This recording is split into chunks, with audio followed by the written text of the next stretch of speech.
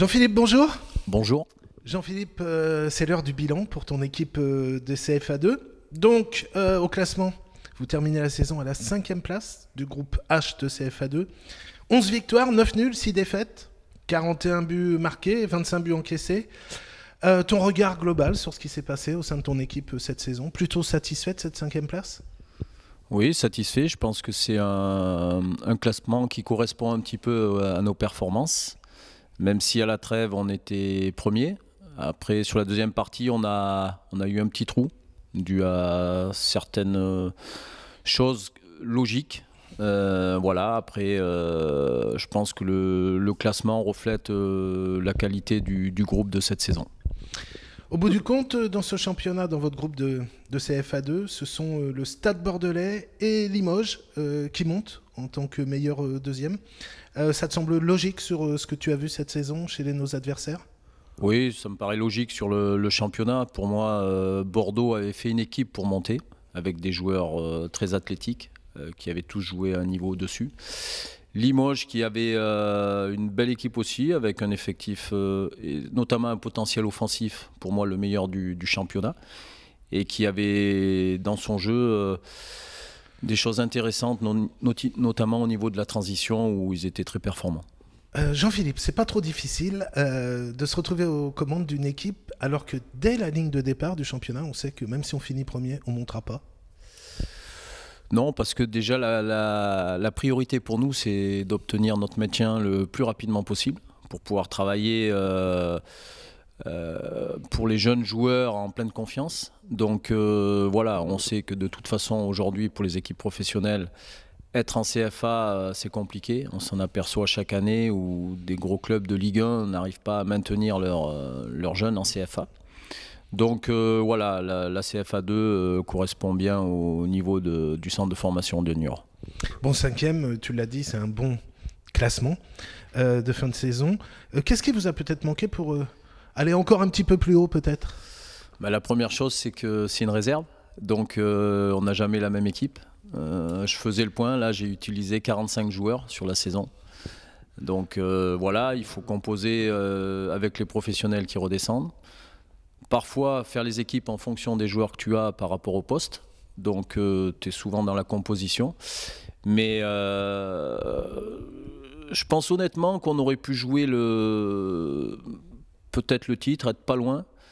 Parce que je pense qu'on n'était pas si loin que ça des équipes de tête quand on avait une équipe assez au complet.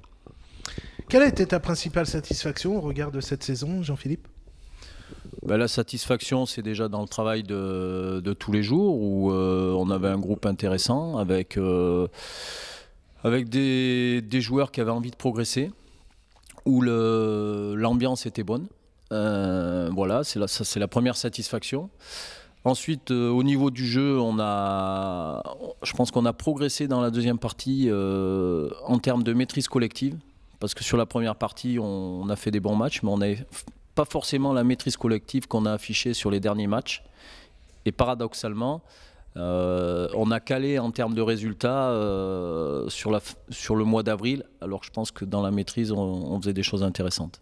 C'est peut-être justement ce mois d'avril qui a été ta principale source de regret cette saison ? Ouais, je pense notamment à 2 ou 3 matchs à la suite ici où on a laissé des points alors que je pense qu'on avait les matchs en main et il aurait fallu être capable d'être efficace. Ce qui nous a souri sur les 2 derniers matchs où on a été efficace et qui a donné des bons scores. Cette saison a vu côté équipe de Ligue 2 cette fois l'arrivée de jeunes joueurs que tu connais bien, Quentin Bénat, Tom Lebeau par exemple. Ça doit être une belle satisfaction aussi pour le coach qui les connaît bien. Oui, c'est vrai que bon, c'est toujours intéressant pour nous de voir des joueurs au-dessus. Alors, c'est vrai que moi, je les ai dans leur dernier passage, mais il ne faut pas oublier les autres éducateurs qui les ont eus aussi, qui ont fait un travail avant. Je pense que c'est la récompense pour nous. Quand on est à la formation, la récompense, on l'a à travers ça, parce qu'on sait que la priorité, nous, c'est pas la compète. Donc, c'est de voir des joueurs sortir dans le groupe pro qui nous satisfait. Alors si on en revient à Jean-Philippe Faure, sur un plan plus personnel, il y a un an, Jean-Philippe, tu as largement contribué au sauvetage du club en Ligue 2, puisque tu avais repris, on le rappelle, les commandes de l'équipe professionnelle avec Karl Touraine sur les 10 derniers matchs, je crois. La transition, le retour à l'étage en dessous, c'était prévu, mais ça se gère pareil, un vestiaire professionnel et un vestiaire de CFA2? Non, ça, on va dire que c'est pas que ça n'a rien à voir parce que ça reste du football, mais il y a d'autres prérogatives, notamment en termes de résultats, où on est à fond dans la compète parce qu'on est jugé que sur les résultats. On n'a pas le temps de travailler sur la durée. Donc la différence, elle se fait là. Après, il y a aussi la gestion du groupe qui peut être plus difficile avec un groupe pro parce qu'on a des joueurs plus vieux. Il y a des carrières en jeu. Mais tout ça reste quand même du football. Et bon, après, ça a été une expérience intéressante et enrichissante. On en revient à cette saison de CFA2. Quel a été pour toi, Jean-Philippe, le moment le plus fort sur le plan émotionnel ? Là, au niveau de la CFA2 ? Ouais, cette saison. Est-ce qu'il y a un moment plus particulier Non, je pense à certains matchs qui ont été intéressants face à des équipes du haut de tableau, notamment à Limoges, quand on a été chez eux, là où c'était un bon match de CFA2 avec de l'impact physique, de l'intensité.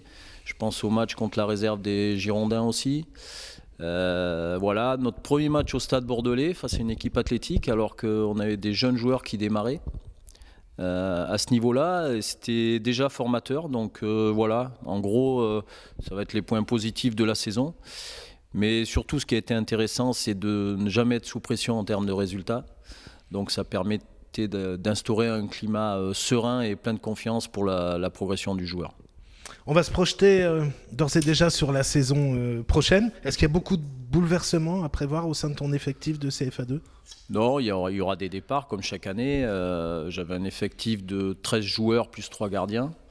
Donc il y en a 6 qui vont partir et puis ils vont être remplacés par des jeunes joueurs qui montent de dessous. Et nous, on prendra certainement 1 voire 2 joueurs pour compléter le groupe. Mais ça sera toujours des jeunes de 19 ans. Est-ce que tout le monde est d'ores et déjà en vacances ou est-ce qu'il reste encore quelques entraînements Non, c'est pas les vacances. Le championnat est terminé, mais on va garder encore les joueurs 15 jours pour l'entraînement. J'ai libéré à partir de mercredi prochain tous les joueurs qu'on ne conservera pas. Ils pourront rester là s'ils désirent s'entraîner pour s'entretenir, mais les autres resteront là jusqu'à vendredi prochain. Reprise de l'entraînement, d'ores et déjà fixée ? Oui, le 17 juillet. Dès le 17 juillet, tout le monde sur le pont, le coach et ses jeunes joueurs de CFA2. Voilà, tout le monde reprend, on repart pour une saison qui, je l'espère, sera aussi bonne que cette saison. C'est ce qu'on espère tous. Jean-Philippe, merci beaucoup. Bonnes vacances dès que l'entraînement sera définitivement terminé. Et puis à très bientôt. Ok, à bientôt, à la saison prochaine. Merci.